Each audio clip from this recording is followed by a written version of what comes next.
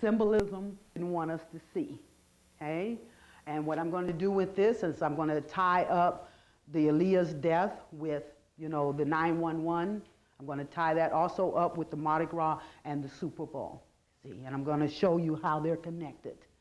No such thing as coincidence, okay? First thing I have to do, though, is greet the spirits, the ancestor spirits, the elemental spirits, and the universal spirits. We need to welcome them here, bring their participation and their information, and fill these seats, you know, to empower us tonight. Ashe. Okay.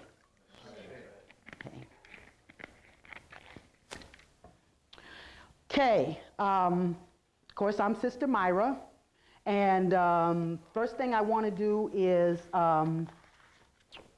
read some information to kind of set the stage for where I'm going with this. Part 3, let's see here, part 2, part 3, here we go. It says, once you adjust your perspective to a universal view, you become a part of the fulfillment of the whole, which is God in uniqueness of you, with the power from within to create all that promotes the universal principles of righteousness.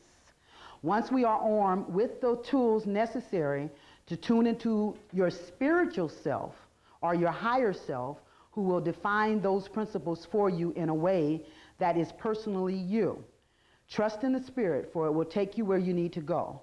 All we need to do at this point is to find ways to tune in, keep our first eye open, as well as any other gifts of attunement that has been developed in your subconscious world. Everything happens for a reason, and now is the time to get with the spiritual flow. Learn how to stop resisting your powers. You do have them, just as our ancestors did. The more physical we became, the more we lost these wonderful gifts. Don't forget that everything works on the principle of duality from opposite perspectives. As above, so below. Subjective as well as objective. Anything that has a physical existence has a spiritual one also, and we need to be able to see these things in both lights for full meaning, okay? So remember that. It's always about balancing opposites. That's how you create, by balancing opposites. Now, what I want to get into first off is the lowest manifestation of the Aryan age. And I'm going to read some information from the Archetype of the Zodiac. This is a very, very valuable book. It's Archetypes of the Zodiac, Kathleen Burt. You see, very insightful information. It connects the Zodiac with mystical characters, you see, so you'll understand what that energy is symbolizing, okay? The first one I want to get on to, what I'm going to read about is Hercules. I don't know how many of you know who Hercules actually represents, okay? Now, when we look at the Aryan age, we're talking about the Aries energy, okay? This is when the masculine energy, you know, overpowered the feminine energy, okay? Which is only cycles. Cycles. Everything has to go in cycles, you see. So when we look at the Aries energy, what we're going to identify for you now is the lowest manifestation of that energy versus the highest manifestation of that energy. So when we're looking at Hercules, we're actually looking at the white man, okay? Because he's a man of strength who controls the gods. Guess who the gods are, okay? So that's where they got the Hercules from, okay? His counterpart is Jason, which is the higher manifestation of Hercules, okay? Which represents us, you know, as black people. So we've got two stories to tell here from two different polarities. And we're dealing with the Aries energy, which is the warrior energy, okay? Okay, so let me read this to you. Page 2 to 5 here, okay.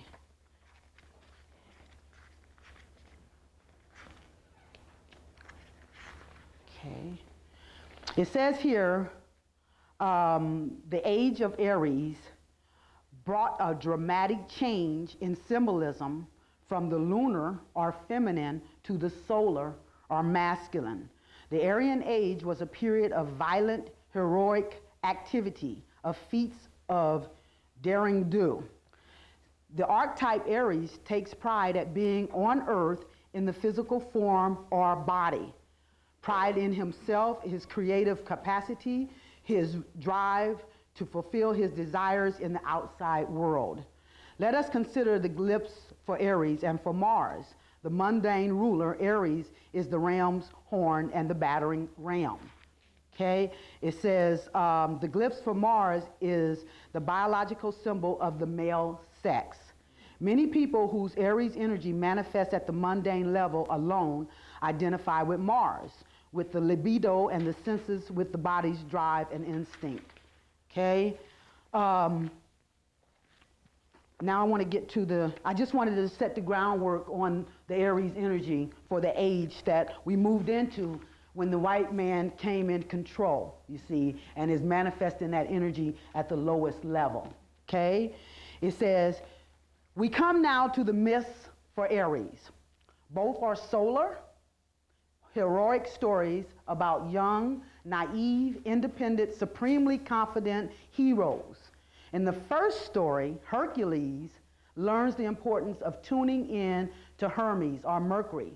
And in the second story, Jason learns the need to acknowledge at least the principles of Eros, the child of goddess Aphrodite, if not also the need to sacrifice his restless independence to Eros and settle down with a mate. So what I'm trying to tell you here is that the Hercules story, we're talking about two stories. We're talking about one polarity of that two polarities of that Aries energy. Okay? And we're looking at the Hercules story, which is the lowest manifestation, and he's here to learn the importance of tuning in to Mercury. In other words, the mind. He wants to strategize. He wants to, be supremely independent and confident, as he steps up to his masculine rule as this physical being who is very, very supremely strong enough to control the gods. And that's the story we're going to deal with tonight, okay? The Hercules story. When we're talking about the Jason story, it's all about love, because they're talking about dealing with Eros, okay? So we're talking about the white man representing Hercules and the black man representing Jason, okay? So Jason's lesson is about love, okay? It's about taking a mate and finding the right mate, okay? And when we deal with that story, then we're going to get into the twin soul area. And whenever we're bringing those twin souls together, this represents a fulfillment, you see. So that is the black man's mission, to find his twin soul in order to open up the fulfillment, of trying to bring the transformation or to turn things around for Mother Earth, okay? But right now we're going to deal with the Hercules story. It says, in the Labors of Hercules, Alice Bailey recounts the myth of the Aries quest, the first of Hercules' famous labors. Hercules is told to go through the gate, the twin columns of duality, okay? Catch that, okay? The twin columns of duality that are the symbol of entry into the world of delusion, okay? And it says, and Decatur, the wild mares, Diomedes, the war horses that the king bred. It is interesting that in this myth, the most dangerous were the female horses or mares who devastated the land, okay? The mare, yeah, okay? It seems appropriate for an Aries quest to have logos, that's the thinking part, that's the Hermes, the Mercury they're talking about, struggling against the destructive side of the feminine. Just as Perseus fought the dark goddess who was laying waste the land, yet Hercules did not think or plan. He rushed headlong into the fray with full confidence, then stopped briefly when he saw the odds were against him. There were a great many wild mares snorting and pawing the ground. He thought of his friend whom he greatly loved and called out for help. Together, the two devised a plan to corner and tether the mares, okay? Now, when I'm looking at this feminine energy that is going to devastate the land, guess what I'm thinking about? I'm thinking about the apocalypse, okay? The horses, the female mares that are going to devastate the land, okay? They need to go through the twin gateways to stop or quell this destructive feminine energy, okay? They don't want the apocalypse. We do. They don't want the cleansing. They don't want the cleansing, okay? See, the prophecy, how many of you saw Dark Crystal? Okay? Remember the prophecy? Oh, the prophecy, you know. The Nephilim, they're going to come and they're going to destroy us. They're going to, you know, and they had to go to the glyphs, you know, the hieroglyphs, and find the information of their ancestors who talked about the fulfillment, you see, where you know, we are to restore righteousness to an unrighteous civilization. So their thing is to tell us that, you know, anything that comes up against this civilization is wicked. And we should band together and fight against that, you see, in order to keep the devastation from occurring, you know. But they know we're fighting against our own energy. We're fighting against the prophecy, you see, to take the rulership out of their hands and put it back into our hands. Now, the feminine represents the earth. It represents the material, Ma, okay? That's the reason why we're looking at the most destructive of those energies to be the feminine, because it actually represents the chaos or the feminine destruction of the earth, you see. You know, so, and this is where the Jason story comes back in at, because as the Christ energy comes in, and we combine with the Christ energy, that's like the male energy combining with the female energy in order to make that fulfillment occur, you see. But first, there has to be a devastation of the material or physical side in order to bring the upliftment of the spiritual, you see. So that represents the apocalypse, the destruction of the feminine side, the tear down of the physical existence where they have control and power and are using it, you know, as the Hercules to control the gods and keep control, you know, by continuing to perpetuate the illusion. The physical world is the illusion. It's the spiritual world that is reality. So they don't want this coupling. They don't want this combination, you know, because that's what's going to break through the illusion. So this is what was being symbolized when they went through the twin gates, the twin towers on September the 11th. That's what that was all about. First off, they took out Aaliyah, okay? They took out Aaliyah because she represented the feminine mare that was going to devastate the land, okay? And the reason she represented that was because she was, of course, the feminine energy, but what was her sign? Capricorn. Capricorn. There's a lot of symbolism. Now, if any of you have heard me before, you've heard me say that Saturn is the energy that represents the father energy, right? That's the father, okay? They say it was a satellite. Earth was a satellite of Saturn, but it represents the father energy, okay? Which is, Saturn represents the Capricorn energy. So we're talking about the father, which represents the Capricorn energy, okay? So that's the first symbolism that they were looking at in order to identify Aaliyah as being symbolic of this destructive male energy, okay? Because the Saturn is actually the one that was prophesied to return, you see. He was Set. He was the first son of the Great Mother. He had a battle with Osiris. He cuts Osiris up into the 14 pieces. And when he did that, he was put into exile, okay? Now, when our ancestors looked up in the sky, they saw Saturn as we see the sun. All the names that are given to the sun first belong to Saturn, okay? Every last one of them all belong to Saturn before they belong to this present sun, okay? When he was put into, this is when he was at a close proximity to the earth, This is when our ancestors were bestowed of their powers, because it was like the father energy directly energizing that, okay? But when he cut Osiris up, and remember, we're talking symbolic now, okay? And when he cut Osiris into the 14 pieces, he was put into exile, okay? But he was prophesied to return. Saturn means crystallization. This is where the Christ story came from, okay? He was prophesied to return and restore righteousness to an unrighteous civilization, okay? That is what is setting the stage for the apocalypse, you see.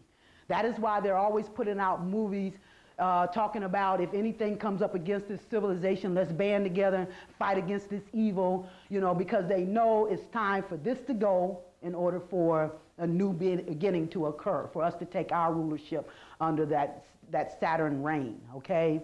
Now, Saturn, like I said, represents the energy of Capricorn.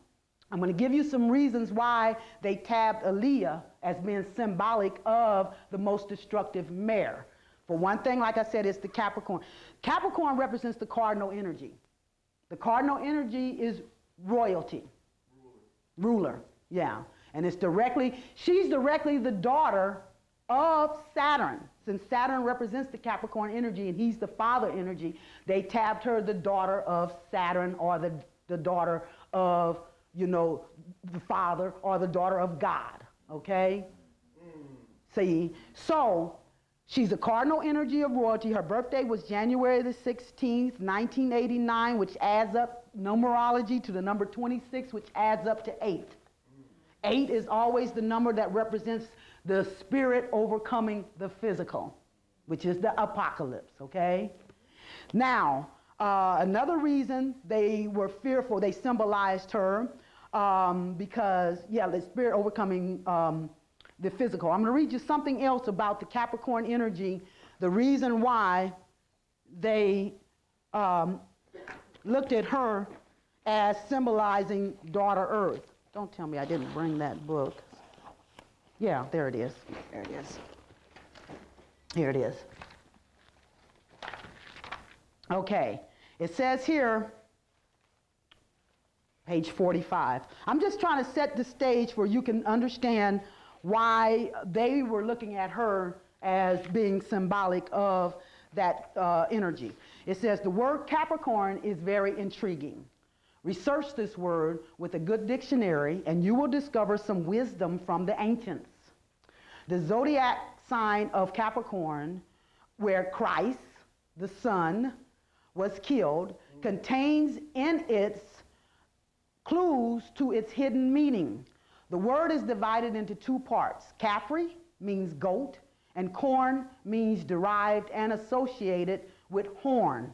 One of the definitions of the word goat is scapegoat, okay? And a definition of horn is a symbol of a person of high honor and authority. A king, a prince, of course, a princess. So, here we have, in the esoteric meaning of this sign Capricorn, a king that is made into a scapegoat, a sacrificial lamb that dies so that others may live. Get a good dictionary and check it out for yourself, okay? That's what I'm saying. So she represented the spiritual, she represented the princess, you know, and the reason why, so what they did, they took her out, you see, and then they went through the twin gateway. This is all symbolic. See, white people have been understanding symbolism for a long time, okay? And they've kept us so narrow vision so they could just work their stuff right under our nose, you know, using symbolism, and we would never know what they were trying to accomplish here. So what it is that they took out Aaliyah, and then that's when they took out the twin gateways on September 11th to symbolize the symbolic going through that twin gateway to stop the destructive feminine apocalyptic energy, okay? That's what that was all about, okay? So it says here, her age, she was 22 years old. You add up 22, that's number 4. Number 4 is balance, okay? And that's what the apocalypse is all about. It's about tearing down the old and rebuilding at a new, higher level. Mother Earth is trying to become a sacred planet, okay? Which means she needs to come into balance. And here we get back to the twin souls, balancing, you know, between the male and the female, the physical and the spiritual, okay? So once Mother Earth balances herself, then it contributes to the balance of the universe, you see. So they understood this. So her age, which is number 22, added up to 4, which indicates balance. This is another symbolic meaning behind why they figured she represented the daughter princess of the earth, okay? Then, number 3, a royal funeral, okay? For a royal sacrifice for the sick Queen of England. You know, the Queen Mother of England was very sick at the time, okay? And they needed a royal sacrifice. So they killed 2 birds with 1 stone. That's why they gave her a royal funeral, so she would be a fitting sacrifice for the royal Queen Mother of England, okay? They don't waste anything, okay? So they're serving all these dual purposes. Number 4, perform the ritual as the transit sun was connecting with the Leo and Virgo energy, which represents the apocalyptic signet energy, in an angle with the Capricorn energy for disruption.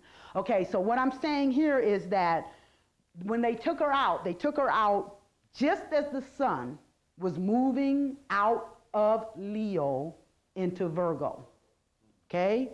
And anytime you put Leo and Virgo together, you have the Sphinx. And anytime you put this, you have the Sphinx, you're looking at who? Signet. She is the most destructive power there is. She is the one that will be unleashed, you know, to bring about this destruction, okay?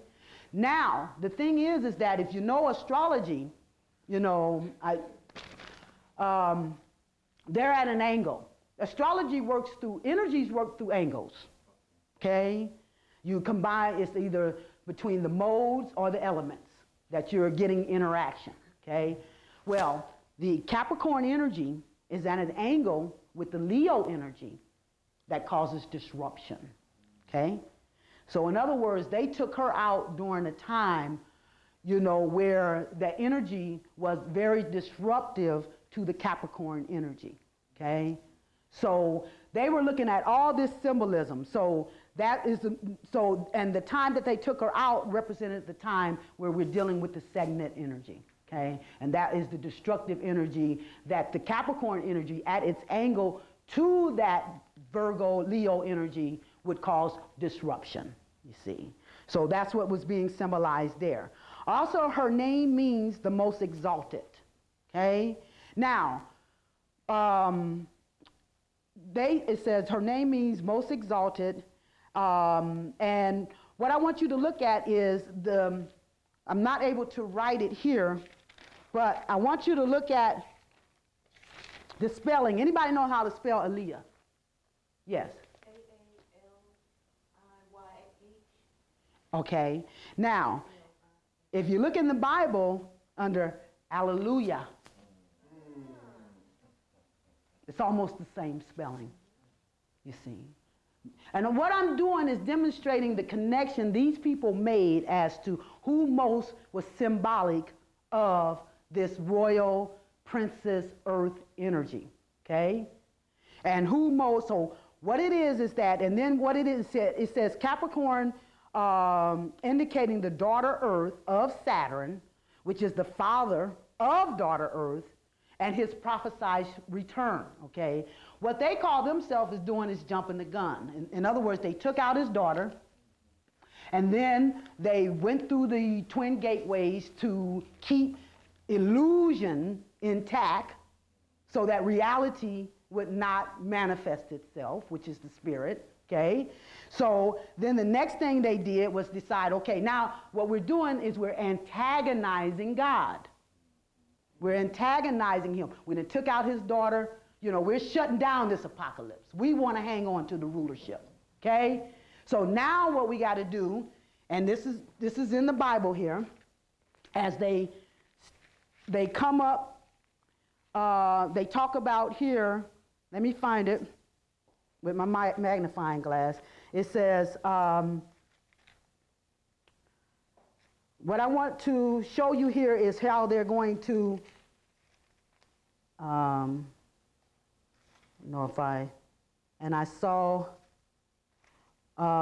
want to get to the part where they're talking about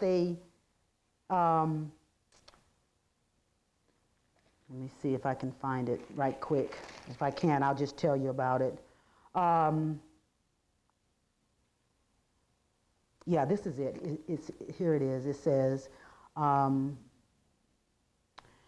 it talks about the kings and how, and it says here, and I saw 3 unclean spirits like frogs come out of the mouth of the dragon, and out of the mouth of the beast, and out of the mouth of the false prophet.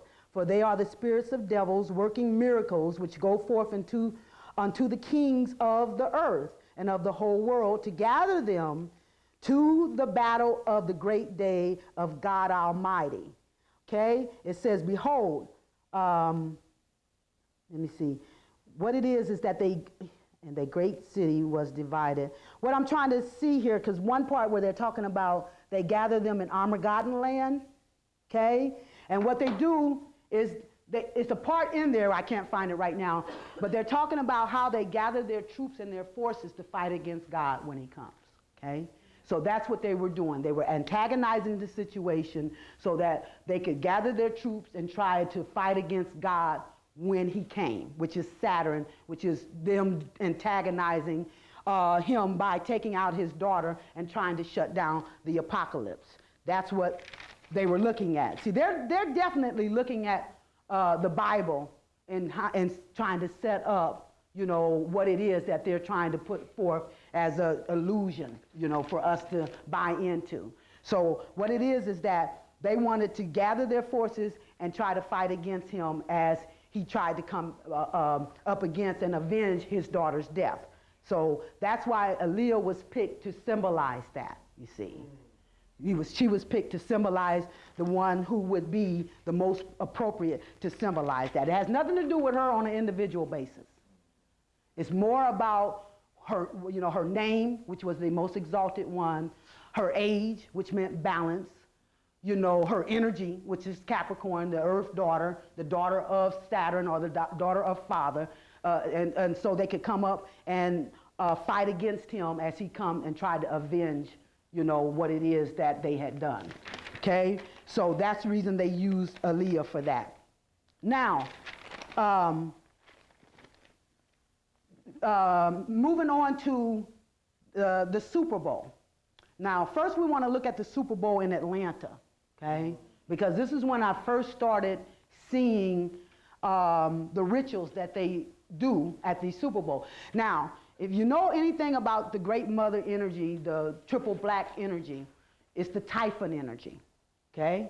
Or the Titan energy, okay? That's when you're identifying with the Great Mother energy, you're talking about the Titan energy or the Typhon energy. Now, in the Super Bowl in Atlanta, we had the Titans against the Rams, okay?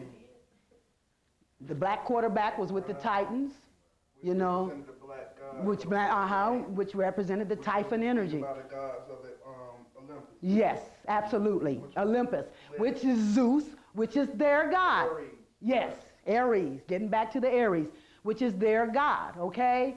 So, the ram, anybody know what the rams represented in this Super Bowl? The Illuminati. Sure did.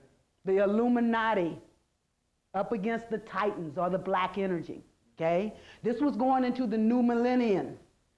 So this was the year, going into the year 2000. In Atlanta, the city of metamorphosis. So they did not want it symbolized that the power was going back into the black hands or to the hands of the black power. So what they did was a huge ritual at halftime where they had a circle of water. They had the Great Mother rising up out of the water, okay? Which represents, right. They had what you call the Mandela. If you look up in the dictionary, it's like the seat of power of the universe, okay? And you have two deities behind you. They had Toni Braxton up on this mandala. She had on all white, okay? And the people surrounding her had on all black, okay? What she was doing was pulling down the energy from the Great Mother, and she was ciphering that energy through, and they were absorbing it through the black clothing. All this is symbolic, you see. Right, because black always attracts energy. Right, and white repels it. So she was ciphering that energy out for them to absorb it, you see. And this was to empower the realms. They had all kind of ram truck commercials going on. Now, you know the Super Bowl had the finest commercials, okay? But they keep bringing this old ram truck commercial on. That was to symbolize who they wanted the energies to empower, okay? So they did their ritual, and they won the game, okay? They won the game. But that's when I first took notice of the ritual. They had all the symbolism, you know, to activate that energy and empower the realms over the Titans, because they did not want it symbolized the power going back into the hands of the Titans or the black energy, okay, with the black quarterback, okay? So, but see, they can't do it without us. That's why they had to have, you know, that's why they had to have Toni Braxton, because we have the melanin, and the melanin is the same substance of the blackness of the universe, okay? Which is the soul, you see. White folks have spirits, they don't have souls.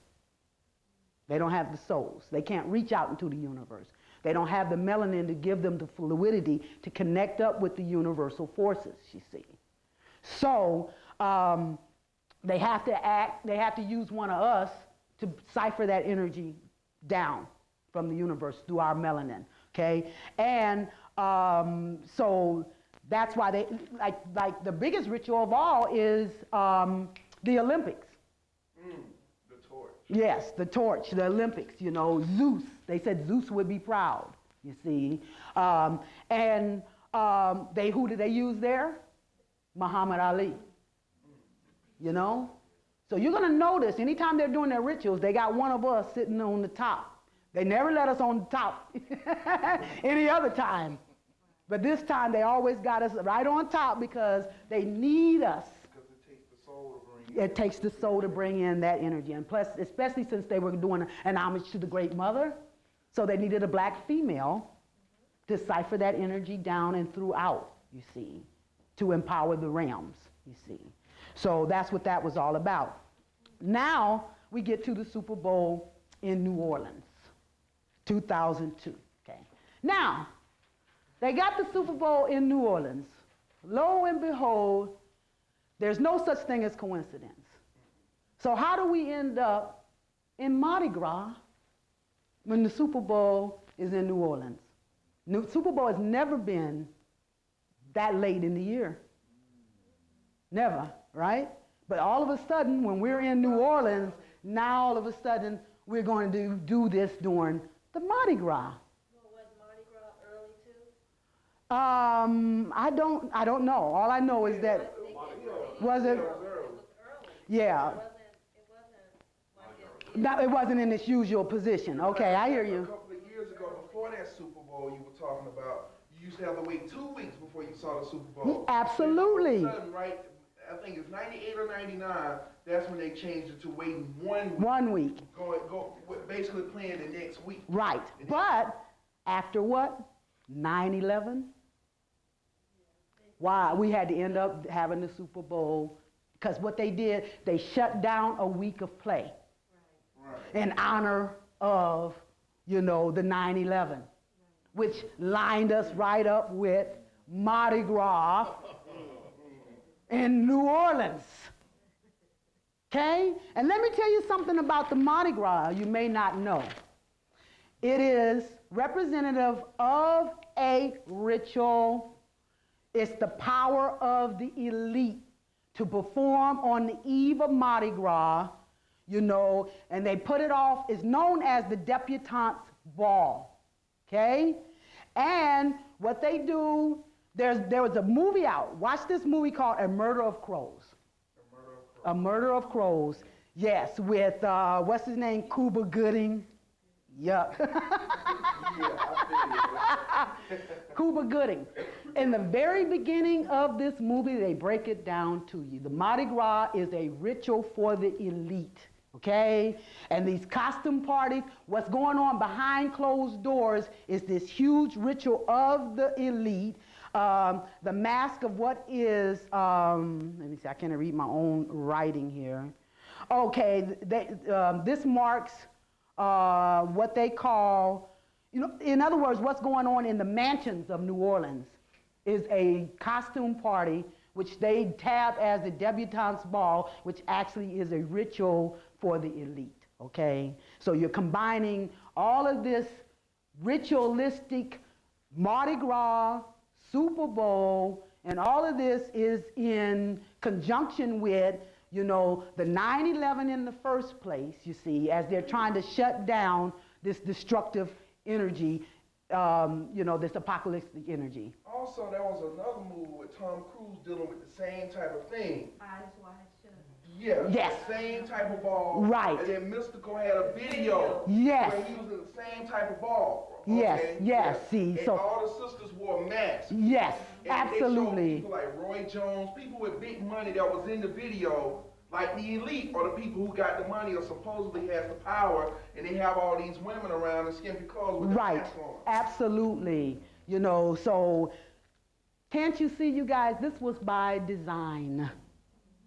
This was planned, you see. This was planned. This is not just something that just happened to coincidentally come together like this. This was them, you know. These people are desperate. They know what time it is. Desperate people do desperate things. And they know now it's time to pull out the big guns. All the rituals that they're doing, it's time now to bring these rituals all together, you know, and try to keep this apocalypse from happening. They're trying to keep the illusion intact, okay? So now we get to the Super Bowl in New Orleans. With time because of 9/11 with the Mardi Gras.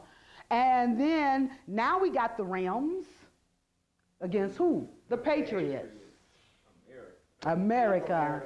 Yes, absolutely. That's exactly. You know, now we're not looking at the Rams representing the Illuminati. Now we're looking at the Rams. What does Aries, what does the Ram? War.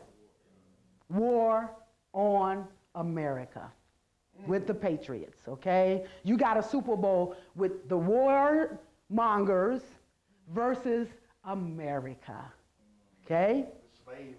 Yes, you know, and it was all symbolic of, you know, the Patriots, of course, during the Super Bowl, they knocked out all the acts. I think they were going to have, who was that they were going to have up there?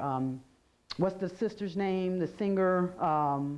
She was supposed to perform, I can't think of her name now, Mary J. Blige. She was supposed to perform. There was a few other acts, but they stepped to them before the Super Bowl and said, we're going to scatter you guys throughout. You know, we're going to let some of you perform beforehand, some of you later on throughout. But for the halftime, we're going to strictly focus on, what's U2? Mariah Carey. Yeah, you know, U2. Yeah, that was the main one, yeah. Yeah, that was the only one. Yeah, that was. They Yeah, took, Mariah Carey. they shut everything else down only to put U2 up there. They got on the Patriot colors, the Patriot uniforms, you see. They did a whole tribute to 9/11 as the names flashed through, you know. The whole thing, you should have known right then and there the Patriots was going to win the game. Because number What one, they, about the Clydesdales bowing in front of the Twin Towers? Oh my, see, I didn't see that, you know. You talking about the, I know what you're Yeah, the horses, yeah. The sun energy. Yes, absolutely. Bowed down in front of the Twin Towers. Absolutely. I So, think I called you or Ye- something. I said, did you see the ritual going on? At yes, the ritual. And it was all about the Patriots. And I said, let me see, because I was remembering Atlanta Super Bowl. I said, so let me see what they're trying to indicate here. Let me see what this halftime Super Bowl is going to show me. And I had all Patriot, wasn't nothing but What Patriot. does that mean? He was standing in front of the stage, was in the shape of a big black heart with a red line around it. Yeah, the heart of America. That's what he's been The, on his tour. yeah, and He's having that on his tours now. yeah, oh, okay. Stage set like that. Set like that, big heart. But then if you saw, there was it was like an arrow piercing that heart. Okay, so an arrow piercing the heart. Okay, so it's like the piercing, the piercing of the heart of America, and it's going to be through the patriot. And then there was like a little symbol that it was like a heart, and then you saw an arrow, and then you saw two things coming out the side. Okay, it was like, we're going to get through this through our patriotic spirit. We're going to get through the war on America that has pierced our heart. Absolutely, this symbol here, and there was a when I first started going to Bobby Hebben's lecture when he was still over there on Edgewood, and I remember we were doing a lecture and this guy showed up, and this guy, his energy was just, you just felt him, and he came and he stood and he just stood against the wall and he did that symbol, and you could feel him. And it was her name, Aphrodite, Sister Aphrodite. She's the priestess, the Yoruba priestess. She walked by him with her cane, and she tap, tap, tap, and then she walked by him again and tap, tap, tap. But he still wouldn't leave, so she finally went over there and asked him to leave, you see, because he's just standing there with a real evil look on his face with that symbol. You see, and when they got outside, they were in an argument, you see. He was debating her about the merits of us being there and the information that Bobby was trying to put out. But I noticed that he did the same thing. He had the same symbol that they were doing on this Super Bowl. So what were they, like this? Like, it's an upside down pyramid. Because I remember one day I was watching it when that whole thing with Gary Condit. Yes. And I guess it was a Secret Service guy, this black Secret Service guy just came into camera view and just stood there like this. Yes. And just stood there. And then when the lecture, when Gary Condit was finished with his talk, then he moved back out of camera view. Yes, that's it. And see, it's an upside down pyramid. And if you'll notice in Atlanta, if you're going down toward downtown, it's one on the building up there. It's an upside down pyramid. And I've had people say that when they get toward that spot, they can feel like a swerve in the energy, okay? You see, so it's a disruptive symbol. And the heart that was the arrow that was piercing the heart was that upside down symbol. That's what was piercing the heart, that was surrounding the stage that U2 was on. Thing about that, U2, they're not even from America. I think they're from Ireland. I know. And that's one of the main places where the monarchy who set up this structure over here operate out of. Right, because the people that were in cahoots, when I read about Hercules, he had to go get his brother. He had to go get his beloved friend, Hermes. In other words, he saw that it was too much for him by himself to stop this destruction or this apocalypse. So he went and got his friend, which is England. Which is England, because remember, Aaliyah was going to be a sacrifice for the Queen Mother of England. Right. Okay? So they came in and played their part, you see, by taking out Aaliyah, you see. And so it was all England and them in cahoots. That was their friend that was being symbolized when I read about Hercules getting his friend to help him shut down this destructive feminine energy, okay? Which represents the apocalypse. They don't want the apocalypse. We do. It's time to let this bitch die. So Mother Earth can rise to her sacredness, you see. But if we do that, they lose their control. They lose their power. Our rise is their demise. So they're doing everything ritualistic to symbolize, stopping this apocalypse. And that first clue was them going through that twin gateway, which I just read to you, was how Hercules is supposed to shut down the apocalypse, okay? And then they want to antagonize. See, and I call Atlanta Armageddon land, because this is where the change is going to take place. When you turn Atlanta, you turn the world. We got the most spiritually dead people here because of this Bible Belt, mentality. you see. So if you turn Atlanta, the rest of the world comes easy. And I call it Armageddon land. Now, during this 9/11 thing, when they shut down all the airports, I live near the airport, okay? When they shut down those airports, planes was coming into Atlanta like they was going over my house, zoom, zoom, zoom. You know what they were doing? Bringing in their troops. This is Armageddon land. And remember me reading you from the Bible how they were going to gather their troops in Armageddon land to fight against God?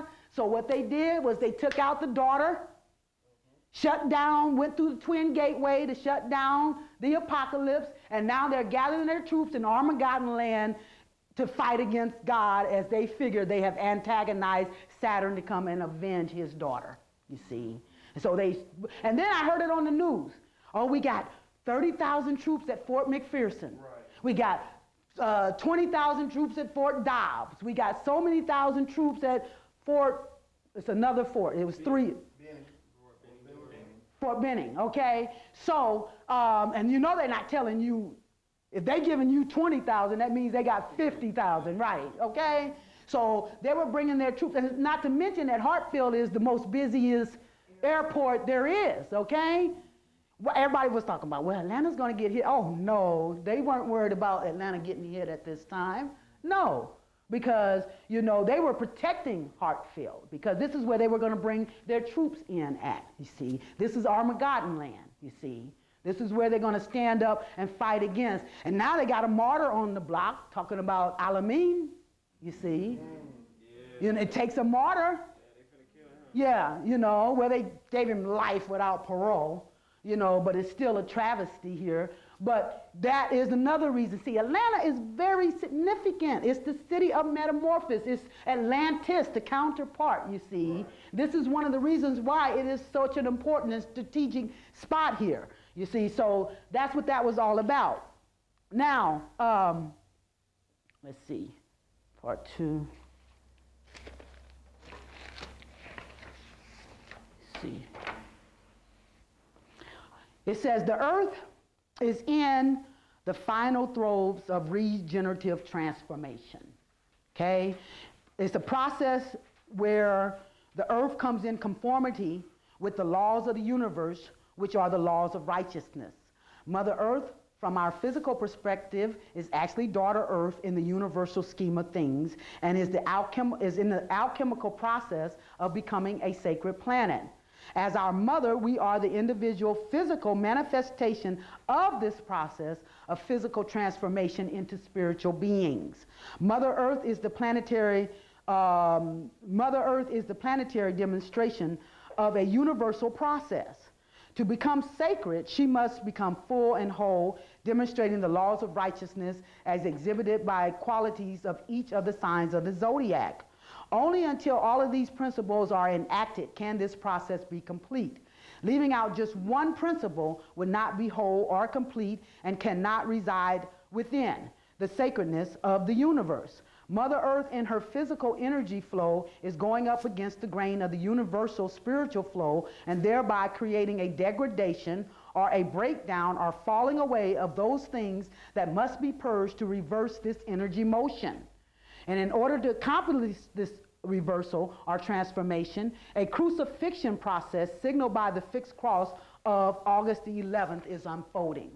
Now, any of you that have heard me talk, you've heard me mention time and time again that August the 11th, 1999, when all the planets were sitting in the 4 fixed signs of the zodiac, which represented or signaled the reversal of the energy from the physical to the spiritual rotation, okay? So we're in the 3rd cycle of that. From 1999 to 2000 was one. From 2000 to 2001 was the 2nd cycle. And from 2001 to 2002 is the 3rd cycle. Everything happens on the 3rd cycle. In other words, we are starting to see the repercussions of that energy manifest now as we are, you know, the 3rd cycle is unfolding, you see. And that's why they are getting desperate. Their plan is to have the New World Order set up by 2003. That's been their plan, okay? And in some of my prior lectures, I mentioned the fact of the Mayan calendar which says 2012, December 21st. This is when, because see, time is dropping right now. We're blending dimensions. Third and the fourth dimension are blending. And time is actually dropping, okay? We probably only got between 12 and 14 hours in the day at this point, okay? Right. And so what's happening is by 2012, it'll be at 0 point. Which is where the Earth stops and gets ready to reverse. Absolutely. This is when when we're lined up with the universal forces to make our crossover, you see. That's when the gateway opens. That's when the gateway opens, okay? So we've got 10 years to acclimate ourselves to this new paradigm that we are going into, okay? And these people understand that, and they're doing everything to circumvent that. They're spraying stuff in the air because we're getting help from other galaxies, you see, because this is a universal thing. Right. The universe is trying to come into balance, you see. Mother Earth, which is daughter Earth, represents the princess. We've already heard about the prince, which is the son. We've heard about the king, which is the father. We've heard about the queen, which is the mother. And if the number 4 is balanced, all we need now is the princess to balance that. The mother, the father, and the prince has already taken their place. Now we need the princess, which is the number 4, to bring that balance in, you see. So if they can stop her from taking her place among the royal family, you know, then they can circumvent the royal rulership from coming back in and return righteousness to an unrighteous civilization. They don't intend to practice righteousness, you see. Like I said, all 12 signs of the Zodiac represents a principle of righteousness. Libra represents equality and fairness, right? Taurus represents values, you see. Capricorn represents sacrifice, you see. So if you leave one out, you're an aberrant entity. You're still in the physical rotation, right, going against the grain of the spiritual universal rotation, you see. So they want to continue this unrighteousness because that's where their power comes from. Because if we turn to start and empower ourselves through these righteous energies, then they lose their power. So this is why they're trying to circumvent that. They're spraying. They got the heart program going on. They're messing with our food. They're taking the seeds out, which is where the information comes from our mother, you know, Mother Earth. They are doing everything to circumvent us from stepping into our empowerment, taking our rulership and claiming that rulership, you see. So that's what they're desperately trying to do, keep the illusion intact so we don't see through the illusion. Because right now, we are supposed to be the vanguards. And you probably heard me say once, I'll say it 1,000 times, the white man had to rape Mother Earth of her materials to empower himself because he didn't have it within him. But the greatest deception came when he convinced us that we had to empower ourselves the same way that he had to empower himself. Because we do have the same thing in us that Mother Earth has in her. We don't need the material because we have the power. Okay? So they don't want us to see that. They want us to remain deluded about that, you see. So this is why they are trying to keep the illusion, which is the twin gateway. See, the twin gateway represents Gemini. You know, yeah, the duality of illusion versus reality. But we have to understand that reality is spiritual. Physical is the illusion. Okay? The physical is the illusion. All we are vessels of the spirit. Reflection of the spirit. That's the illusion. Okay? They don't want the illusion to be, you know, exposed, see? So that's why they're fighting so hard against that, because they know it's transformation time, you see. It's time for them to lose power and for us to step up to ours. Now, we were supposed to be the vanguards. We were supposed to stop him from raping the earth. We were supposed to say, you know, hey, you know, we were supposed to, but yet and still, we still, give me some too. Fighting for ours too, you see. But when we understand that that's what's keeping us grounded, that's what's keeping us in a box, when we understand that these rules and regulations and the illusion has no power over us, you know, then we will step into our empowerment. But that is the illusion that they want to keep intact so we don't empower ourselves. We are supposed to be the ones to identify to the universal forces when an unrighteous act has occurred so those forces can move forth and make a correction. Exactly. Okay? We are the ones, we are the sacrificial lamb. In other words, as you're going about trying to accomplish what it is you're trying to accomplish, and somebody comes down on you unrighteously and stops you from accomplishing that, you are supposed to appeal to the energy of the universal forces and say, here's an unrighteous act, okay? You know, now if you're about righteousness, you know, we have to attack that, you see. But you have to, don't expect that your personal needs are going to be attended to. That's how we get messed up. What we have to do is change the system. The spirit does not work on personal level. It works on a larger level. So what you have to do is identify to them the system that caused this to happen to you. Okay? So we make a sacrifice. In other words, we're not expecting to be, you know, the restitution from the spirit on a personal level, but we're asking the spirit to change the system that made this occur to us on a spiritual, on a physical level. And what we have to start doing now is investing in the whole and then let it have personal repercussions, okay? So we think, okay, it's not working because it hasn't made it right in my personal life. So I'm not really demonstrating my power.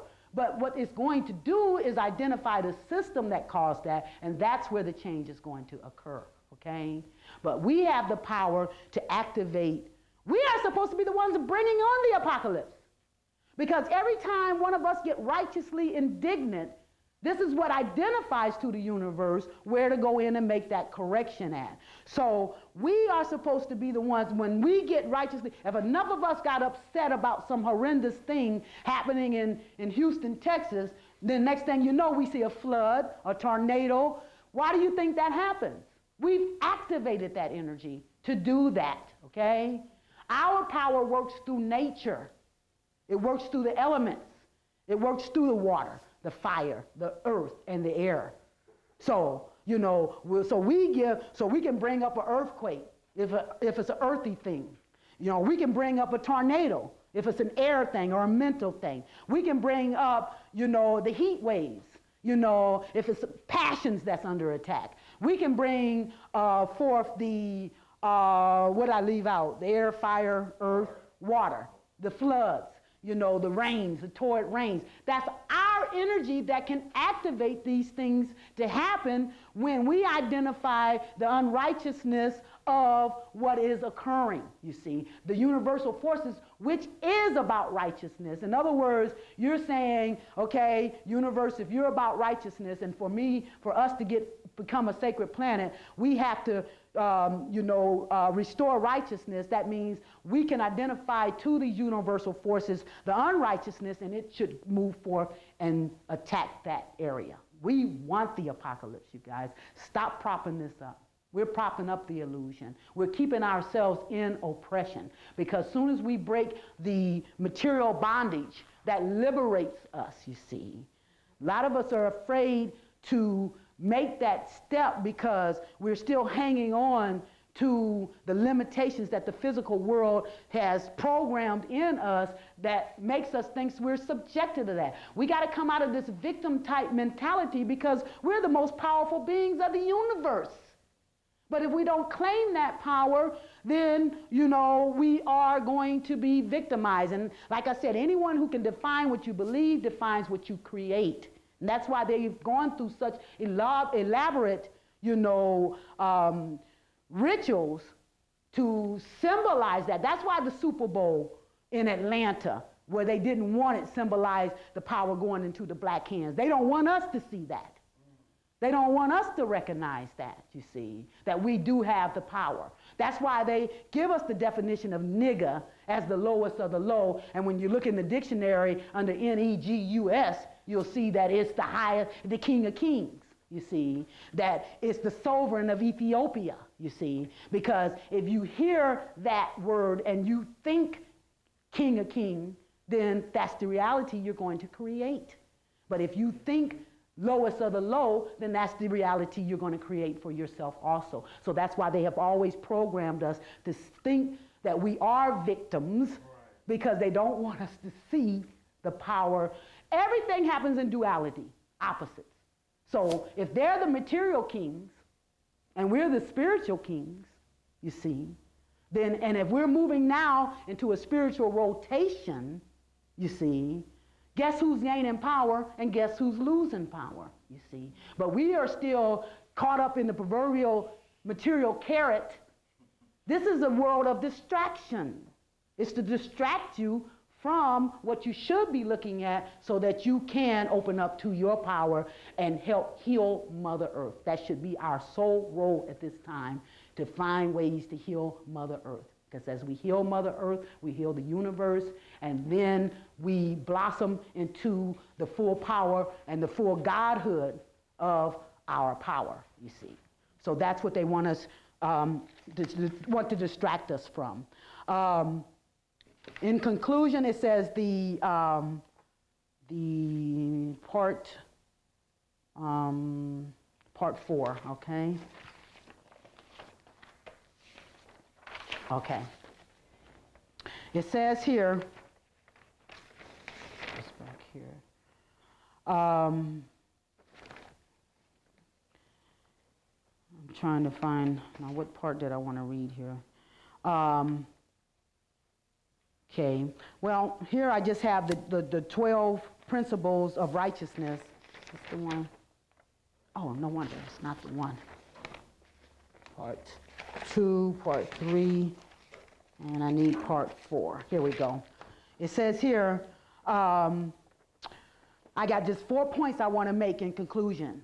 It says, we are the only source of the supreme energy known to us by the energy of Saturn, or Set, the first son of the original great mother of the abyss, which is space, night or darkness, which are her symbols.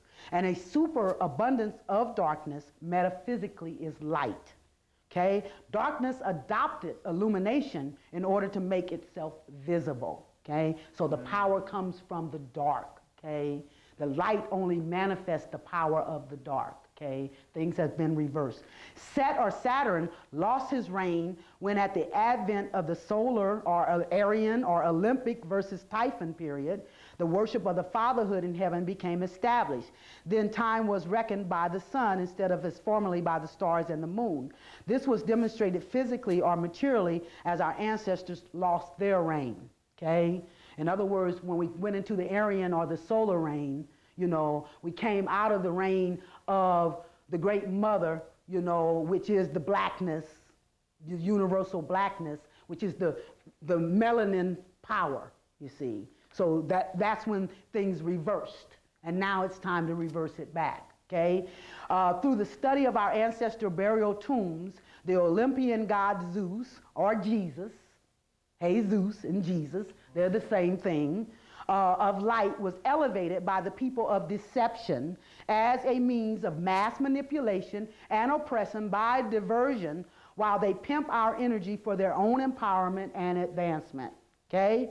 And the final point is the opening spiritual gateway into a new era of enlightenment and the illumination of the first eye in conformity with the universal laws of righteousness, which is accessible to us through the guidance of our ancestors and mechanisms of nature for a new beginning, okay? That's what time it is. It's transformation time. And we need to step up and step into our rulership as, you know, this time unfolds for us. And there's going to be all kind of distractions. If you'll notice, right after 9/11, when we got into, that was September 11th, and then that was the Virgo energy. And when we moved out of the Virgo energy, we moved into the Libra energy. And this was a time for us to get at peace with our spirit, to understand that our spirit got our back. And no matter what chaotic situation occurred, you know, that our spirit, we could rely on our spirit to bring us through, okay? But at the same time that we were supposed to be getting in touch with our spirits and getting at peace and in partnership with our spirit, what were they flashing on TV every time you turned on the TV? war, war, war, which is the opposite, Aries energy. Aries is the opposite of Libra. You see, so this is just showing you the methods that they use to distract us, okay? At the time that we were supposed to be getting in peace with our spirit and understanding that our spirit was going to lead us through any disruption of this physical, they were trying to distract us with a message of war, which is the opposite energy of what we should have been focusing on, see? So whenever they tell you to look up, you look down. They say look left, you look right, because they're always trying to distract you from something that they don't want you to see, okay? So that's what this is all about. I had some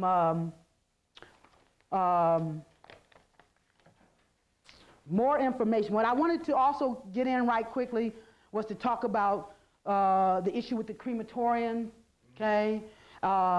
And information Spirit gave to me, you see. And when I first really thought about it, I was like, okay, now think about this objectively. What is it that, what benefit would a bunch of white bodies have, okay? That's what we need to look at here. Let's forget about all the other issues that they got going on here and try to understand what is the significance of an abundance of white bodies. Now, I want you to understand that they may have found a few bodies scattered, but most of those bodies were in tombs. They were in vaults. They had 50 bodies in each vault. They were preserving these bodies. Yeah, yes, they were preserving these bodies. And what role would white bodies have? Okay? And this is the way I thought. I said, what purpose would they have for a bunch of white bodies, preserving a bunch of white bodies? And then I remember Bobby Hammond saying a long time ago, if they could use our body parts, we would have been gone already as black folks. But they can't put a black arm on a white body. They can't put a black arm or leg on a white body. He said, you're going to start seeing white folks disappearing because they want their body parts. You have to recognize it's an elite group, you see. It's an elite group that is controlling everything. Organs. Yes, organs. I don't know if it's so much the internal organs because, you know, I don't know how they, but anyway, I got some information from a friend of mine. He said he had got this book, and this book he read it in '78, and he said that they were talking about having the technology to now be able to attach different body parts to different bodies. They were saying as long as they had a head, this is where the bionic man and bionic woman came out. As long as they got a head, they can attach the rest of the body. And they said that they were improving this technology so that it would be, you know, available by the year 2000, okay? And they said that they was preparing that if there was a nuclear war or any type of catastrophe, that they would be ready. They would be prepared. Yes. Right. So think about what you think is going on at that crematorium, okay, and what that is all about, okay? That is all about body parts and them having a ready supply and being prepared for the disasters or the catastrophes that they know. See, they also want a disruption because they want to install the New World Order. You know, they want chaos, you see. That's why they're even doing this Alameen thing, you see. They purposely postponed his trial to after 9/11 and then put a bunch of black Christians, you know, and I don't care if they'd have brought the killer right up in their face, they still would have said, oh, he's guilty because he's a Muslim. That's what everybody was looking at. Yes. The fact that he was Muslim. Right. Not the fact of everything he had done. And that's the reason why they postponed the trial, you know, to get this sort of verdict, okay? That's one of the biggest wars that's been going on. Absolutely. The Muslim versus the Christian. That's what this... The Holy War. Yes, absolutely. And they're counting on us getting so upset that they can pull out the big guns, you know. See, they want this, you guys. They want a reason to declare martial law. We're already in martial law. Really? But they want to declare martial law. But they need something very chaotic in order to be able to do that, and where they can come in full control, okay? I also got some information, you know, my sister back there, she got me this information, and it ties Bush in the state of Florida, the state of Texas, to another crematorium. The same things. Florida and Texas, okay? What's common about Florida and Texas? Bush. Because his brother runs for it. Right. Right. You see. And they tie him into incidences associated with the same sort of crematorium expatade that happened here, okay? He has it's supposed to be someone who contributed to his campaign. They call him SCI, Service Corporation International, which was a main contributor to the Bush campaign. And so, you know, so they had to clean him up and get him out of the spotlight in time for election, you know, as far as him being associated with that crematorium thing that came down through the Service Corporation International. So I wouldn't be surprised at all if they're not a part of what went on here at this crematorium and they're trying to cover it up, and the best way to cover it up is to get a black scapegoat. Because nobody will look beyond that. They already on the warpath. They already in a mentality now. Right. How dare these niggas come forth and do this to us, you see. Right. So they're not even trying to look beyond the surface of what is going on here because they got a black scapegoat. And how did they get them? I say they're all clones. Because you did not see a sparkle in that dude's eyes like you would. He looked like he's cloned. He don't even, you know. He walked in, it's like he had no emotion or no feeling. Yeah. Another thing I wanted to add to what you said, which goes on with what I received the spirit also. Mm-hmm. Studying metaphysics, I learned a lot about Satanism and necroism. Mm-hmm. And this is how you so-called get a person's soul or their spirit to leave a certain body so they can use certain technology to put, or in so many words, to put a demon or a spirit of their liking into a body. Absolutely. And that's the first thing I thought about when that happened. And let me tell you, I just recently came back from Houston, and the first thing I noticed when we were driving into Houston, me and my daughter-in-law, was all these chemical plants. Chemical plants, chemical plants, chemical plants. And then as I started talking to the people there, they said all the children have asthma. Interesting. All of your children have asthma, okay? Now these chemicals are pumping out, and now prisons. Texas is known for their prisons. They're killing these people in the prisons. Now you have these chemical plants pumping out, and it's breaking down in other words, it's making these people very susceptible to spirit invasion. Okay? Spirit can just walk in at will, you see. And they were telling me about how people do uncharacteristic. They'll walk in at a dinner and start shooting up and, you know, coming on your porch and killing you. That's because these spirits from these prisons where they're killing these people have easy access to coming in and taking control of these people because they're breaking down their resistance, you know, to their that spirit invasion, you see. Get used to the fact that we are blending with the fourth dimension. Anybody go see the movie The Others? Okay, this was about a ghost story. And in the end, you found out the real people, the people that we were watching was really the ghost. You know, and go ahead. Was that out last summer? Yes, it was, remember when they were advertising it where the little girl was sitting in the white and the mother comes in and she said, and it's the old woman, she said, "Where's my daughter?" And she said, "What's the wrong? I am your daughter, Mommy." You know, that was that movie there, okay? Very interesting movie because, yeah. And see, what it did was it gave me a perspective of looking at the fact that we are blending dimensions, you see. We're living in simultaneous dimensions, you see. And so now that time is dropping and we're blending dimensions, we have more access to spirit, and spirit has more access to us, okay? We're living in conjunction with the spiritual world. So, so these white folks understand this, and especially in Texas, this is the land of Illuminati, they have it set up so that they can just, and they said it's all, the chemical plants are all in the poorer sections of town, you see, and so, this is definitely... And those are your concentration camps for the new millennium. Yes.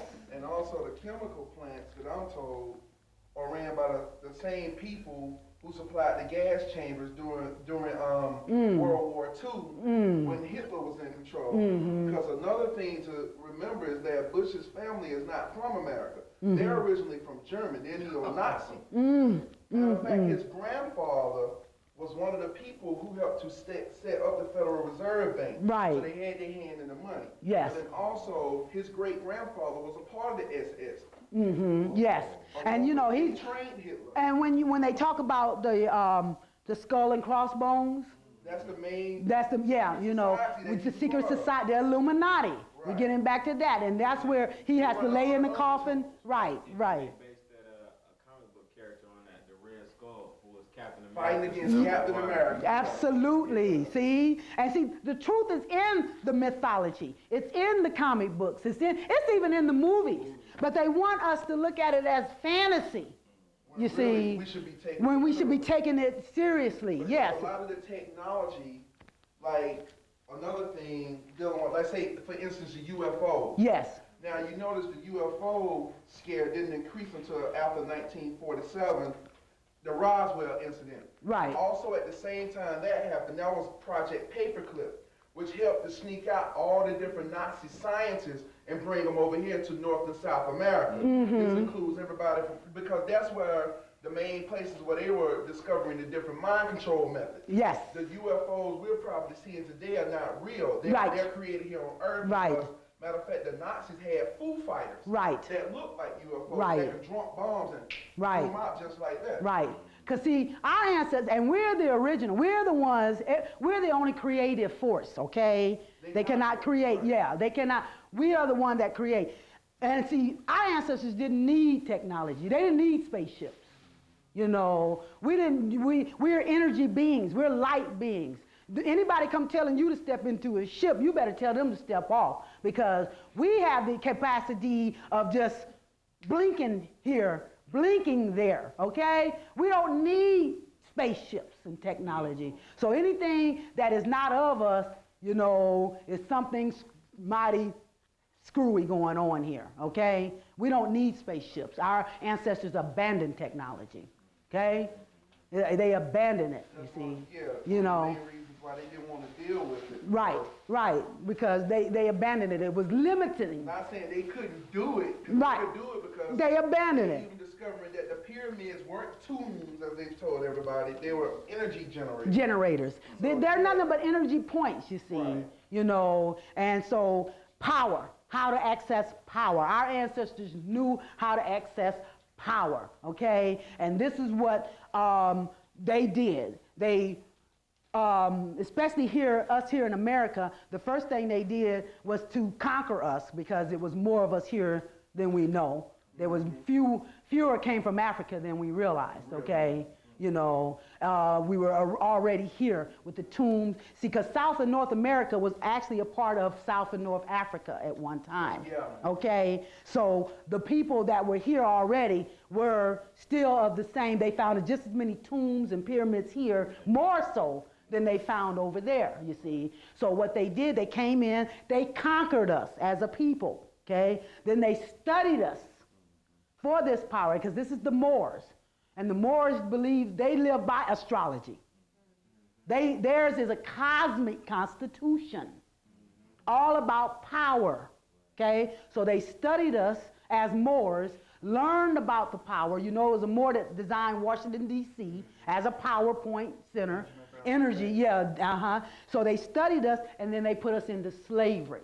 Then they made us forget who we are, that we were the original inhabitants of this land, okay? The Moors actually designed the Constitution to protect our rights That's why they keep adding amendments and stuff, you know, to change that, you see. But if we know the original language of the Constitution, we could use that to get out from under all the rules and laws and regulations that they're putting on us now, see. But they made us forget that we are the original inhabitants, you know, and first they studied us and stole the information so that they could empower themselves, and then they made us forget about it and look up to them as the ones who were the creators of this power, you see. So, you know, so everything they got, they stole from us, you know, but now the veils are being lifted. We're in the Pisces energy now. Pisces is about completion. It's the last sign of the zodiac. It means fulfillment. That means it's a subconscious energy. That means we go deep inside. We pull out everything that we've suppressed, everything that we have swallowed. You know, now all that has to come out. This is like the rinse cycle. And the reason it has to come out is because this is the end of a phase. We are getting ready to move into a whole new cycle. When we go into the Aries energy, that's a whole new beginning at a higher level. So now we have to wrap up the ugly details of this last level. We can't carry that old baggage. So all this stuff is going to bubble to the surface from deep within our subconscious so that we can put those things to rest. Pisces is the energy of death, the final death. You know, putting to rest all those issues that will come up and bite us in the ass as we move on to a new way of operating. We got to wrap those up and put those to rest, you see. That's what this Pisces energy is doing, because as we step into Aries, it's time for a new beginning. We step into our warriorship. We step into our Jason. Remember me mentioning at the beginning that the Aries energy represented two levels, the lower level and the higher level. The Hercules was the lower level. You know, now we're looking at the Jason story, where we're getting ready to become the warriors, but we're going to become the warriors for righteousness, you see, which is the opposite sign of Aries, right. Libra. Okay? And I never talk about one sign without talking about its opposite, because then you're getting the full contents of the message, you see. That's what they've done. They've programmed us literally so we don't see the bigger picture, you see. We got to start looking from a universal perspective. And then we can start operating in our fullness. But as long as we only come from the physical, we're only operating at half mass, you see. So we have to start now seeing when things happen, what is the universe trying to say? Bump what the newscaster is telling you. What is this signaling from the universe, you see? Like I keep using the example of the black woman that got killed at the Olympic bombing here in Atlanta. What was the message from the universe with that? You know, why did one black woman get killed? You see, this is not your party. This ship is going down. If you're hung up in it, you're going to go down with it. That was the message there. That was what we should have been opening our first eye to see. The same I mentioned before with O.J. Simpson. Simpson was nothing but the Samson and Delilah story. Okay? This man giving his energy to the woman of the enemy of his people. It wasn't about O.J. per se. It was about the black man, you know, laying up here with the white woman, snubbing his nose at the great mother herself, the triple blackness, and expecting to prosper when you're turning your nose up against the great mother, okay? That's what that was about, okay? And how many people didn't get that lesson, like Puffy Combs and Montel Williams, you know, see? So you have to understand that the message is not a singular message. It's a bigger message than what we're looking at from the physical perspective, you see? So when you start trying to question what's happening, don't ask why from a physical level. You know, you ask the universe why, and you'll get a whole nother perspective of what is going on here, okay? It's time for us to open our first eye. It's time for us to see the fullness, because that's where our power comes from, holistically. If we are operating from a holistic position, and that means using all 12 signs of the zodiac, which is within us. That's the power within us that we can tap into, you know, that they can't, you see. Each sign of the zodiac represents a principle of righteousness. And we start practicing those 12 principles of righteousness. This is what causes our transformation, and which brings us into a holistic way of operating and connects us with the universal forces, which empowers us, you see. So we have to stop literalizing and fractionizing and separating, you see.